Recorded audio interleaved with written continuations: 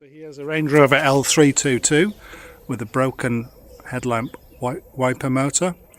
To get at this, what you've got to do is take your side light off, your headlight and the grille, and you'll see this is the motor, and there's two screws that down here, and they are a pig to get off, trust me. Lots of lubricant at the back and a long screwdriver. Here's the one I used, did a job for me. So where we're at next is that there's a bracket at the back of here, just this thing, which stops this motor coming out.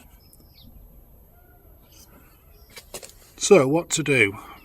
Well, I suppose BMW probably take the whole bracket off somehow, but you know what, I haven't got time for that. So what we're going to do is we're going to hacksaw down here, hacksaw the other side, and then bend this plate backwards to allow this to come back out.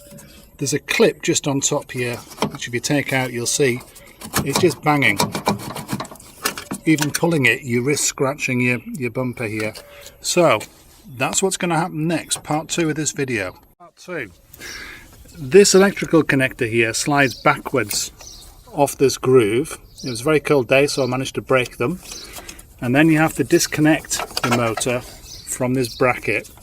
There's two pips just here and here fit in these grooves. Just mess about with the screwdriver, it'll soon come off.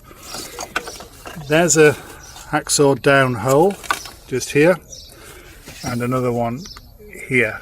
So what I'm about to do is just bend this bracket at the back over with a flat chisel, and that should allow us just to pull this motor out without damaging it. So part 3, I've just put some tissue here to stop this scratching the front bumper. Having taken off that connector, you need to take off the connector that sits at the back here, and it's castled, so just get a screwdriver in, cue screwdriver, just pull that off.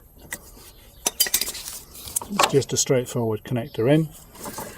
When you're moving this motor back, just watch that this lead doesn't get caught on the back.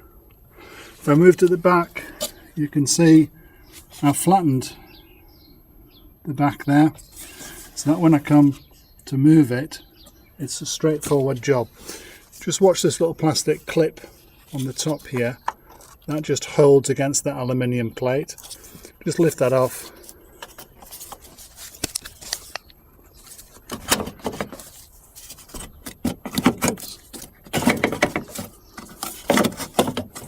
Voila, it's out, and that's what you want. There's the damage behind. When I've done this and put it all back together, I'll just flatten that plate back up. Who's to know? Thank you, Land Rover, for doing it that way. Cheers.